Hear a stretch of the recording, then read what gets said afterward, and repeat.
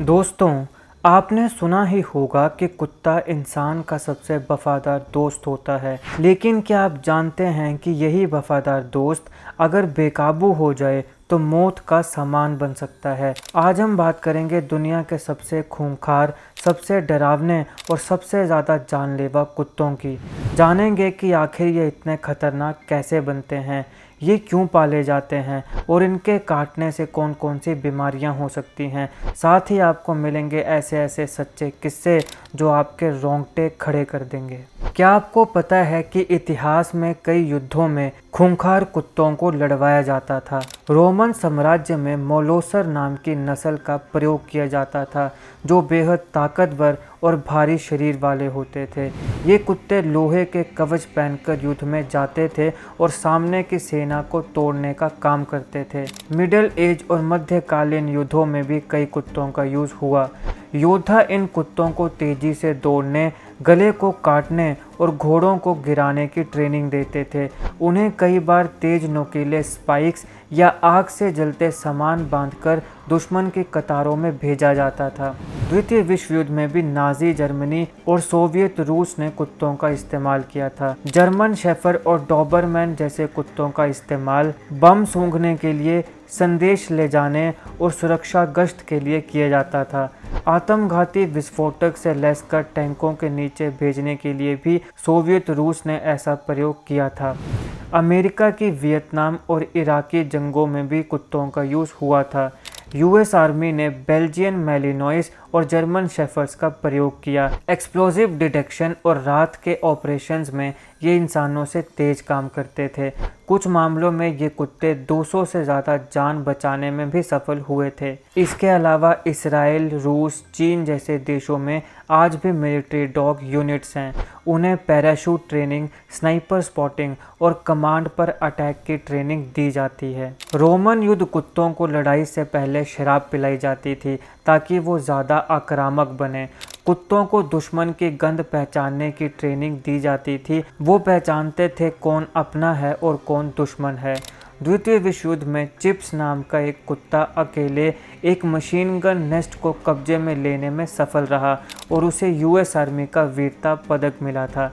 Iran Iraq युद्ध के दौरान भी कुत्तों को खुफिया जानकारी पहुंचाने और बारूद ढूंढने में लगाया गया। प्राचीन तुर्क योद्धा अपने कुत्तों को तलवार जैसे ब्लेड बांधते थे जिससे वो घोड़ों के पैरों को काट सकते थे। आज भी भारतीय बीएसएफ में ट्रेंड वॉर डॉग्स लगाए जाते हैं जो सीमा पार से घुसपैठ रोकने में मदद करते हैं। कई कुत्तों को जीपीएस ट्रैकर, नाइट विजन और केवलर बॉडी आर्मर तक पहनाए जाते हैं। ये इंसानों से पहले बम और दुश्मन को पकड़ सकते हैं। ये तो हुई इतिहास की बात। अब बात करते हैं दुनिया के सबसे खतरनाक कुत्तों की नस्लों की। सबसे पहला आता है पिटबुल टेरियर। ये सबसे विवादित और घातक नस्ल का है। पिटबुल का जबड़ा दबाव 235 psi तक होता है और उसकी पकड़ छोड़ने का इरादा नहीं होता। इसे लॉक जॉ मिथ भी कहते हैं। पिटबुल ब्रीड असल में अमेरिकन पिटबुल टेरियर, स्टाफर्डशायर टेरियर और बुल टेरियर जैसी नस्लों का कॉम्बिनेशन है। अमेरिका में हर साल औसतन 35 से अधिक मौतें पिटबुल अटैक से होती हैं। इनकी आक्रामक प्रवृत्ति इतनी अधिक है कि सीडीसी माने सेंटर्स फॉर डिजीज़ कंट्रोल ने इन पर रिसर्च बंद कर दी थी। डॉग फाइटिंग के लिए ये नस्ल आज भी सबसे ज़्यादा इस्तेमाल की जाती है। ट्रेनिंग और समाजीकरण की कमी इन्हें हत्यारा बना सकती है।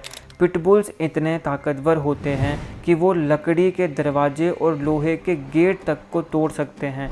अमेरिका के कई राज्यों में इनके पालन पर प्रतिबंध है जैसे कि डेनवर और मियामी। ये अनप्रेडिक्टेबल कहे जाते हैं क्योंकि बिना किसी संकेत के भी ये हमला कर सकते हैं। पिटबुल का शरीर यूं तो लीन होता है लेकिन इनमें 60 से 80 किलो तक वजन उठाने की ताकत होती है। दूसरा है रोटवाइलर। रोटवाइलर की उत्पत्ति जर्मनी में हुई थी। पहले ये कसाई की गाड़ियाँ खींचते थे। इनका जबड़ा जवाब 328 psi होता है। इंसानी हड्डी तोड़ने के लिए ये सक्षम है। ये टेरिटोरियल होते हैं, मतलब अपनी जगह में किसी को घुसने नहीं देते। गलत ट्रेनिंग या नेग्लेक्ट की वजह से ये सबसे घातक कुत्ता बन सकता है। 2019 में रोटवाइलर द्वारा काटने के सबसे ज़्यादा केस अमेरिका में दर्ज हुए। रोटवाइलर में प्रोटेक्टिव एग्रेशन होता है, यानी घर वालों के लिए ये जान भी ले सकता है। ये कभी कभी बच्चों को खतरा मानकर हमला भी कर देते हैं। भारत में रॉटवाइलर पॉपुलर हो रहा है, लेकिन बड़े शहरों में इनके केस बढ़ रहे हैं। कुछ रिपोर्ट्स का दावा है कि रॉटवाइलर हमला करने से पहले वार्निंग ग्रॉल नहीं देता। ये कुत्ते मानसिक तौर पर बहुत मजबूत होते हैं। गुस्सा आने पर इन्हें रोकना बहुत ही मुश्किल होता है। फिर आता है कांगल। ये दुनिया का सबसे ताकतवर जबड़े वाला कुत्ता माना जाता है। कांगल का जबड़ा दबाव 743 psi होता है, जो शेर से ज़्यादा है। ये नस्ल तुर्की की है और भेड़ियों से लड़ने के लिए पाली जाती है। कांगल कभी हार नहीं मानते, ये आखिरी सांस तक लड़ते हैं। यूं तो ये बेहद शांत और संतुलित लगते हैं, लेकिन खतरे में आग की तरह भड़कते हैं। 2022 में तुर्की में एक कांगल ने 3 भेड़ियों को मार गिराया था। इनका आकार 50 से 70 किलो तक होता है, लेकिन ये 60 किलोमीटर प्रति घंटा की स्पीड से दौड़ सकते हैं। कांगल अपनी फैमिली के बाहर के किसी इंसान को बहुत देर तक सहन नहीं करते। इनकी एक झलक से ही दूसरे जानवर डर जाते हैं। कांगल इंसानों को तब तक काटता है जब तक वो हिलना बंद ना कर दें। कई देशों में ये नस्ल वॉर डॉग के रूप में पंजीकृत है। फिर आता है डॉबरमैन पिंशर, सन्नाटे में हमला करने वाला एक साया। डॉबरमैन को सबसे पहले एक जर्मन टैक्स कलेक्टर ने बनाया था अपनी रक्षा के लिए। ये दौड़ते हुए 50 किलोमीटर प्रति घंटा की रफ्तार पकड़ सकते हैं। इनकी सुनने की शक्ति इतनी तेज होती है कि ये 250 मीटर दूर से आहट पकड़ लेते हैं। एक ट्रेन डॉबरमैन को गार्डन या हॉल में बैठाकर आप पूरे घर को सुरक्षित कर सकते हैं। डॉबरमैन हमला करने से पहले बिना कोई साउंड दिए ही कूद पड़ते हैं। अगर उन्हें डर लगे या सुरक्षा महसूस हो तो ये खुद के मालिक पर भी अटैक कर सकते हैं। 2020 में यूरोप में डॉबरमैन अटैक्स के 36 केस दर्ज हुए थे, जिनमें 12 बच्चों को काटा गया था। इनकी आंखें रात में चमकती हैं, जो उन्हें और डरावना बना देती हैं। कई देशों की पुलिस और सेना इन्हें गश्त के लिए इस्तेमाल करती हैं। डॉबरमैन को साइलेंट किलर कहा जाता है, क्योंकि ये तेज़ी से काम तमाम करते हैं। 5वां है जर्मन शेफर्ड। जर्मन शेफर्ड को दुनिया भर के पुलिस फोर्स में इस्तेमाल किया जाता है। ये बहुत इंटेलिजेंट होते हैं। इनमें 5 साल के बच्चे जितनी समझदारी होती है। अगर इन्हें पर्याप्त एक्टिविटी ना मिले तो ये चिड़चिड़े और ख़तरनाक बन सकते हैं। जब ये हमला करते हैं तो सीधे गले या गर्दन पर जाते हैं। इनका जबड़ा दबाव लगभग 238 psi होता है। बहुत सारे एक्सीडेंटल बाइट्स इसी नस्ल के होते हैं, यानी गुस्से में बच्चों को चबा जाना। इनका इंस्टिंक्ट बहुत तेज होता है। अगर इन्हें शंका हो तो तुरंत रिएक्ट करते हैं। 2023 में एक जर्मन शेफर्ड ने दिल्ली में बाइक पर जा रहे 2 लोगों को खदेड़ा और काटा। इनका गुस्सा कंट्रोल करने के लिए खास ट्रेनिंग और एक्टिव लाइफस्टाइल ज़रूरी है। जर्मन शेफर्ड को लॉयल वेपन कहा जाता है। छठा आता है बोअर बुल, दक्षिण अफ्रीका का एक गुप्त राक्षस। बोअर बुल को शेर भगाने के लिए पाला जाता था। दक्षिण अफ्रीका के फार्मों में बोअर बुल को शेर भगाने के लिए पाला जाता था। इनका वजन 90 से 110 किलो तक जा सकता है। इनका जबड़ा इतना विशाल होता है कि लकड़ी की मेज को भी ये चबा सकते हैं। अगर बोअर बुल को बाहर ले जाया जाए और अगर कोई तेज़ आवाज़ हो जाए तो ये अनकंट्रोलेबल हो सकता है। एक बार हमला किया तो ये तब तक नहीं रुकता जब तक सामने वाला पूरी तरह शांत ना हो जाए।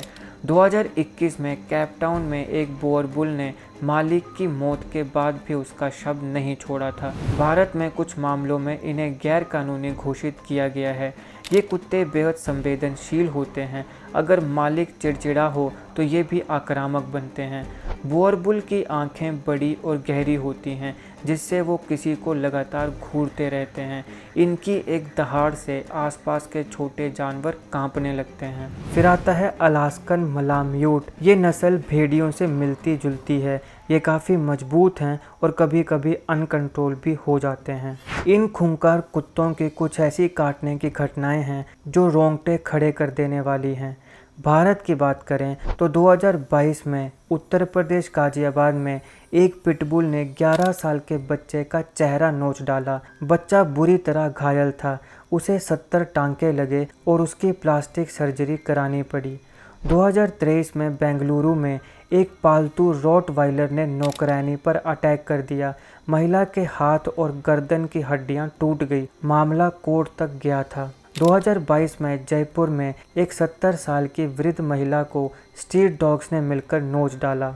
वह मॉर्निंग वॉक पर गई थी। उसे समय रहते मदद नहीं मिल सकी, इसलिए उसकी मौत हो गई। दिल्ली में 2023 में एक स्कूल जाने वाले बच्चे को पिटबुल ने उस वक्त काटा जब वो स्कूल बस का इंतज़ार कर रहा था। बच्चे की टांग पर गहरे घाव हुए। 2024 में हैदराबाद में 3 स्ट्रे डॉग्स ने मिलकर एक छोटे बच्चे को नोच डाला। पूरी घटना सीसीटीवी में कैद हुई और वीडियो काफ़ी वायरल भी हुई। कुछ विदेशों की खतरनाक घटनाओं की बात करें तो 2021 में अमेरिका के कैलिफोर्निया में एक 80 वर्षीय बुजुर्ग महिला को उसके पड़ोसी के डॉबरमैन ने गार्डन में अटैक किया। महिला को आईसीयू में भर्ती करना पड़ा। दोनों टांगों की मांसपेशियां क्षतिग्रस्त हुई थीं। 2020 में फ्रांस में एक अलास्कन मलाम्यूट ने एक युवक पर हमला किया जब वह कुत्ते को टहला रहा था। कुत्ते ने गले में काटा और युवक की मौके पर ही मृत्यु हो गई। 2018 में रूस के मॉस्को में एक 6 साल की बच्ची को बोअरबुल नस्ल के कुत्ते ने उस समय काटा जब वह बर्फ से खेल रही थी। कुत्ता बच्ची को घसीटकर 100 मीटर तक ले गया। ये बेहद ही दर्दनाक हादसा था। 2019 में ब्राज़ील में एक पिता ने अपनी बेटी को पिटबुल के हमले से बचाने के लिए खुद को आगे किया। पिटबुल ने उसकी गर्दन पकड़ ली और पिता की जान चली गई। 2022 में यूके लंदन में एक डॉग वॉकर को उसके खुद के 3 रोटवाइलर कुत्तों ने मिलकर मार डाला। बॉडी एक जंगल में मिली। पुलिस ने डीएनए से पुष्टि करी थी। 2024 में मुंबई से एक वीडियो वायरल हुई जिसमें एक आदमी पार्क में बैठा था और उसके पास आया एक कुत्ता अचानक उस पर हमला कर देता है। लोगों ने बचाया लेकिन तब तक आदमी के कान और गाल पूरी तरह कट चुके थे। दोस्तों, कुत्तों के काटने से बहुत सी बीमारियां भी होती हैं। सबसे पहले आती है रेबीज़। रेबीज़ एक 100% जानलेवा वायरस है। एक बार लक्षण आ गए तो बचना लगभग असंभव होता है। ये वायरस इंसान के मस्तिष्क और रीढ़ की हड्डी पर सीधा असर करता है। भारत में हर साल 20,000 से अधिक मौतें रेबीज़ के कारण होती हैं, जो पूरी दुनिया का 35% है।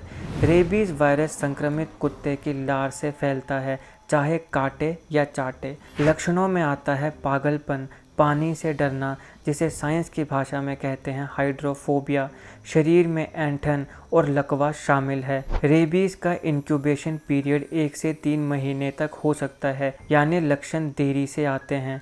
इलाज सिर्फ तभी संभव है जब वायरस दिमाग तक ना पहुंचा हो, इसलिए समय पर वैक्सीन बहुत ज़रूरी है। WHO के अनुसार रेबीज़ निगलेक्टेड ट्रॉपिकल डिजीज़ है, यानी नज़रअंदाज की गई भयंकर बीमारी। रेबीज़ के लिए PEP यानी पोस्ट एक्सपोजर प्रोफिलैक्सिस लेना होता है, यानी वैक्सीन की पूरी श्रृंखला। 2030 तक रेबीज़ ख़त्म करने का ग्लोबल मिशन चल रहा है, 0 by 30। दूसरी बीमारी है टेटनस। टेटनस एक बैक्टीरिया से फैलता है जिसका नाम है क्लोस्ट्रीडियम टेटानी। ये बैक्टीरिया कुत्ते के दांतों या नाखूनों से लगे घाव में जाकर नर्वस सिस्टम पर असर करता है। लक्षणों में आता है जबड़े का जकड़ना, गर्दन में अकड़न और सांस लेने में परेशानी। टेटनस का संक्रमण बहुत धीमे धीमे बढ़ता है लेकिन जानलेवा होता है। ये एकमात्र बीमारी है जिसमें शरीर इतना अकड़ जाता है कि रीढ़ की हड्डी तक टूट सकती है। टेटनस के केस ग्रामीण क्षेत्रों में ज़्यादा होते हैं जहां समय पर वैक्सीन नहीं लगती। WHO के अनुसार टेटनस से हर साल हज़ारों लोगों की मौत हो जाती है, खासकर नवजात शिशुओं की। टेटनस को रोकने के लिए वैक्सीन बच्चों और वयस्कों दोनों को नियमित रूप से दे दी जाती है। टेटनस से संक्रमित व्यक्ति को आईसीयू में रखना पड़ता है और इलाज कई हफ्तों तक चलता है। एक बार टेटनस हो जाए तो शरीर पूरी ज़िंदगी के लिए कमज़ोर हो सकता है। फिर आता है टेपवॉर्म इन्फेक्शन, हाइडेटेड डिजीज़। ये रोग इकिनोकोकस नामक टेपवॉर्म से होता है जो कुत्तों की आंत में पाया जाता है। संक्रमित कुत्ते के मल के संपर्क में आने पर यह इंसानों को प्रभावित कर सकता है। ये वॉर्म इंसान के लीवर, लंग्स और ब्रेन में जाकर सिस्ट बनाता है। लंबे समय तक कोई लक्षण नहीं दिखते, लेकिन अचानक ब्लड वॉमिटिंग या लीवर फेल हो सकता है। एक सिस्ट के फटने पर इंसान को एनाफाइलैक्सिस यानी लाइफ थ्रेटनिंग एलर्जी हो सकती है। ये संक्रमण ग्रामीण इलाकों में अधिक होता है, खासकर पशुपालकों में। हाइडेटेड डिजीज़ के लिए सर्जरी ही अंतिम इलाज है। इसमें दवा सीमित असर करती है। एक बार संक्रमित व्यक्ति को लंबे समय तक एल्बेंडाजोल और मेबेंडाजोल दवा लेनी पड़ती है। WHO इसे निग्लेक्टेड जूनोटिक डिजीज़ मानता है, यानी जानवरों से इंसानों में फैलने वाली अनदेखी बीमारी। कुत्तों को समय समय पर डीवॉर्मिंग ना कराने से संक्रमण फैलता है। फिर आता है कैप्नोसाइटोफागा इन्फेक्शन। ये एक रेयर लेकिन घातक बैक्टीरिया है, कैप्नोसाइटोफागा कैनिमोर्सस, जो कुत्तों की लार में पाया जाता है। काटने के बाद ये बैक्टीरिया सीधा ब्लड स्ट्रीम में प्रवेश करता है और सेप्सिस पैदा करता है। कई मामलों में रोगी को 24 घंटों में हाथ पैर काटने तक की नौबत आ जाती है। ये बैक्टीरिया खासकर उन लोगों को प्रभावित करता है जिनकी इम्यूनिटी कमज़ोर हो, जैसे डायबिटिक या कैंसर मरीज। 2019 में अमेरिका में एक महिला ने इस संक्रमण के कारण अपनी नाक और होंठ खो दिए थे। इसकी पहचान करना बेहद मुश्किल होता है क्योंकि शुरुआती लक्षण सामान्य फ्लू जैसे लगते हैं। इसमें अचानक ऑर्गन फेलियर भी हो सकता है और आईसीयू में तुरंत भर्ती ज़रूरी है। इलाज में हाई डोज 4 एंटीबायोटिक्स दिए जाते हैं, जैसे कि पेनिसिलिन और क्लिंडामाइसिन। 25% से ज़्यादा मामलों में मौत हो जाती है अगर समय पर इलाज ना मिले। इसका कोई वैक्सीन नहीं है, सिर्फ साफ़ सफाई और सावधानी ही बचाव है। फिर आता है MRSA इन्फेक्शन यानी methicillin resistant staphylococcus aureus.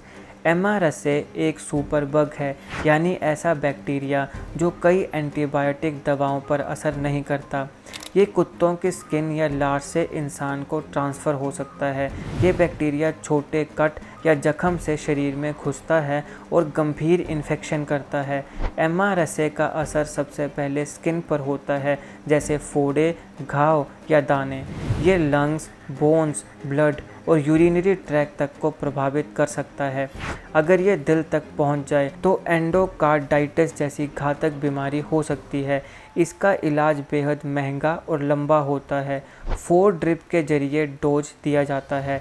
MRSA बहुत तेज़ी से फैलता है, खासकर अस्पतालों में जहां इम्यून कमज़ोर हो। WHO ने इसे एक ग्लोबल हेल्थ थ्रेट घोषित किया है। ये संक्रमण छोटे बच्चों और बुजुर्गों के लिए जानलेवा हो सकता है। अगर आपको किसी कुत्ते ने काटा है तो तुरंत घाव को साबुन और पानी से धोएं, नज़दीकी अस्पताल जाएं और रेबीज़ वैक्सीन की श्रृंखला पूरी करें। मगर अब सवाल है कि कोई कुत्ता इतना खूंखार कैसे बन सकता है? इसके कुछ मुख्य कारण हो सकते हैं, आइए देखते हैं। पहला आता है जेनेटिक एग्रेशन। कुछ नस्लें जैसे पिटबुल, रोटवाइलर, बुली कुत्ता, इनका DNA ही आक्रामक प्रवृत्ति वाला होता है। ये पीढ़ियों से शिकार, सुरक्षा और लड़ाई के लिए पाले गए। पिल्ले का गलत पालन। अगर कुत्ते को बचपन में इंसानों, बच्चों, आवाज़ों और समाज से ठीक से ना जोड़ा जाए तो वो डरपोक और असामाजिक बनता है, जो अक्सर आक्रामकता में बदलता है। सज़ा और मारपीट से बड़ा खतरा। जो लोग कुत्तों को मारते पीटते हैं या सिर्फ डर से कंट्रोल करते हैं, वे खुद अपने पालतू को आक्रामक बनने के लिए मजबूर करते हैं। मानसिक बीमारी। कुछ कुत्तों में मानसिक संबंधी बीमारी जैसे एपिलेप्सी और रेट सिंड्रोम होती है, जिसमें वो अचानक बिना कारण ही हमला कर देते हैं। हार्मोनल असंतुलन। अगर कुत्ते की नसबंदी नहीं की गई हो तो उनमें टेस्टोस्टेरोन और एस्ट्रोजन के कारण हिंसक व्यवहार बढ़ सकता है, खासकर दूसरे कुत्तों या इंसानों के प्रति। तेज़ आवाज़ें और अचानक हरकतें। कुछ कुत्ते तेज पटाखे, बच्चों की चीख और अचानक हरकतों से डर जाते हैं और अपनी डिफेंस मोड में आकर काट लेते हैं। भोजन या कुछ चीज़ों की असुरक्षा, कुछ खूंखार कुत्ते अपना खाना, खिलौना या मालिक को किसी के पास आता देखकर आक्रामक हो जाते हैं। ये उनके दिमाग में टेरिटरी डिफेंस जैसा है। ट्रॉमा या बीते हुए जुल्म, सड़क पर पलने वाले या जिन पर पहले कभी जुल्म हुआ हो, ऐसे कुत्ते इंसानों पर विश्वास नहीं करते और जरा सी हरकत पर हमला कर सकते हैं।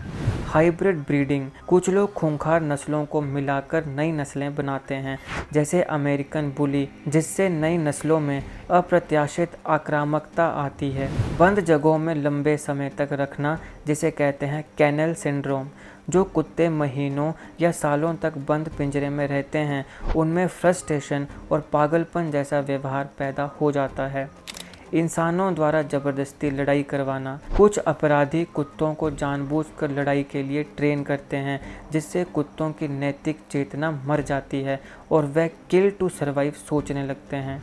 नस्ल का गलत उपयोग, जैसे कांगल को घरेलू पालतू कुत्ते की तरह पालना या पिटबुल को बच्चों के साथ छोड़ देना, ये इंसानी गलतियां खुद कुत्ते को खतरा बना देती हैं।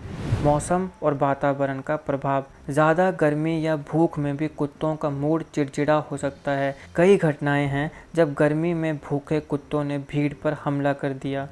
घरेलू उपेक्षा और जंजीरों में बांधना, अगर कुत्ते को लगातार बांधकर रखा जाए और प्यार ना मिले तो वो मानसिक रूप से विक्षिप्त हो सकता है और छोटी बात में भी हमला कर सकता है। न्यूरोलॉजिकल डिसऑर्डर्स, कुछ दुर्लभ नस्लों में मस्तिष्क की नसों में गड़बड़ी होने से अनप्रेडिक्टेबल एग्रेशन होता है। ऐसे कुत्ते कभी भी बिना चेतावनी काट सकते हैं। लेकिन अब सवाल ये है कि खूंखार कुत्तों को पाला क्यों जाता है? पहला कारण आता है सुरक्षा के लिए।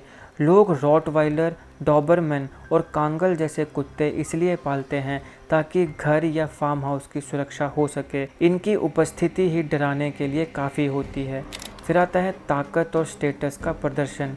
कुछ लोग खूंखार नस्लों को स्टेटस सिंबल की तरह पालते हैं, जैसे कार, बाइक और हथियार दिखाने का शौक। डर फैलाने के लिए गैंगस्टर्स या कुछ स्थानीय दबंग पिटबुल, बुली कुत्ता या जापानी टोसा जैसे कुत्ते पालते हैं ताकि लोग उनसे डरें। फिर आता है इलीगल डॉग फाइट्स। कुछ इलाकों में आज भी अवैध रूप से कुत्तों की लड़ाई होती है, जहां पिटबुल और बुली जैसे कुत्तों को ट्रेन किया जाता है मारने के लिए, खेलने के लिए नहीं। ब्रीडिंग से पैसा कमाने के लिए लोग खूंखार नस्लों की ब्रीडिंग करके लाखों रुपया कमाते हैं। दुर्भाग्यवश इनमें से कई कुत्तों को सही देखभाल भी नहीं मिलती। ताकत दिखाने का शौक, कुछ पुरुष मानते हैं कि अगर उनका कुत्ता खतरनाक दिखता है तो वो खुद भी मर्दाना और शक्तिशाली लगते हैं। सोशल मीडिया और वायरलिटी का शौक, इंस्टाग्राम और टिकटॉक जैसे प्लेटफॉर्म पर खूंखार नस्लें वीरता और माचो इमेज के लिए वायरल होती हैं। कुछ लोग इन्हें पालतू बनाकर वीडियो बनाते हैं। पुलिस और सेना में उपयोग, जर्मन शेफर्ड, बेल्जियन मैलिनॉइज और डॉबरमैन जैसे कुत्तों को ट्रेन किया जाता है ताकि वो अपराधियों को पकड़ सकें। ये सही ढंग से ट्रेनिंग के बाद काफ़ी उपयोगी होते हैं। झुंड और जानवरों से सुरक्षा, ग्रामीण क्षेत्रों में कांगल और कोकेशियन औपचारिका जैसे कुत्ते भेड़ियों, तेंदुओं और चोरों से मवेशियों की रक्षा के लिए पाले जाते हैं। जानकारी की कमी और फैशन का चक्कर, बहुत से लोग बिना नस्ल की विशेषता जाने सिर्फ शो ऑफ के लिए खूंखार नस्लों को पाल लेते हैं, जिससे ये बाद में खतरनाक साबित होते हैं।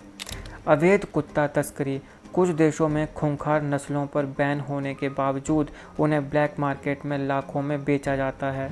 आपको जानकर हैरानी होगी कि दुनिया में हर साल लगभग 4.5 करोड़ लोग कुत्तों द्वारा काटे जाते हैं, जिनमें से लाखों को हॉस्पिटल में भर्ती होना पड़ता है। खूंखार नस्लों जैसे पिटबुल, रॉटवाइलर और कांगल को किल स्विच डॉग्स कहा जाता है, यानी ये अगर आक्रामक हो जाएं तो इन्हें रोक पाना नामुमकिन होता है।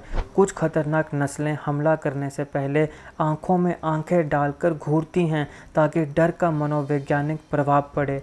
पिटबुल और कांगल जैसे कुछ कुत्ते अपने से 5 गुना भारी जानवर को भी गिरा सकते हैं। अमेरिका, ब्रिटेन, ऑस्ट्रेलिया और जर्मनी समेत कई देशों में कुछ नस्लों को बैन किया गया है, जैसे कि पिटबुल, टोसा इनू, डोगो अर्जेंटिनो। एक पिटबुल एक बार में 3 से 5 मिनट तक लगातार काट सकता है बिना छोड़े। इसे डेथ ग्रिप कहा जाता है। WHO की रिपोर्ट के अनुसार जिन घरों में खूंखार नस्लों को पाला जाता है वहां चोट या मौत की संभावना 10 गुना अधिक होती है। खूंखार कुत्ते आमतौर पर शरीर के गर्दन, चेहरा और गुप्तांगों पर हमला करते हैं, जिससे चोट बेहद गंभीर होती है। एक पालतू रॉटवाइलर ने अमेरिका में 3 साल की बच्ची को मार डाला था जब वो सिर्फ केक खा रही थी और कारण केवल उत्तेजना बताया गया। खतरनाक नस्लों में अल्फा डोमिनेंस बिहेवियर होता है, यानी वो खुद को इंसान से ऊपर समझने लगते हैं। कई बार कुत्ते रेबीज की वैक्सीन लेने के बाद भी काटते हैं, यानी वैक्सीन काटने से नहीं बीमारी से बचाती है, व्यवहार नहीं बदलती। 2023 में सिर्फ भारत में कुत्तों द्वारा काटे जाने के 1.8 करोड़ केस दर्ज किए गए, यानी हर 2 सेकंड में एक केस। कई बार खूंखार नस्लों का हमला गैंग की तरह होता है, यानी जब एक हमला करता है तो बाकी कुत्ते भी साथ आ जाते हैं। किलर इंस्टिंक्ट नस्लों के कुत्ते सूंघ कर पहचान सकते हैं कि सामने वाला इंसान डरा हुआ है या नहीं, और डरने पर हमला करने की संभावना और बढ़ जाती है। कुत्ता वफादार भी होता है और कभी कभी बेहद खतरनाक भी। वो पूरी तरह से इस बात पर निर्भर करता है कि हम उन्हें कैसे पालते हैं। अगर आप कुत्ता पालने की सोच रहे हैं तो नस्ल के साथ साथ उसकी ज़रूरतों, मानसिकता और ट्रेनिंग को गंभीरता से समझें, क्योंकि एक गलत फैसला ज़िंदगी भर का पछतावा बन सकता है और इससे ज़िंदगी जा भी सकती है।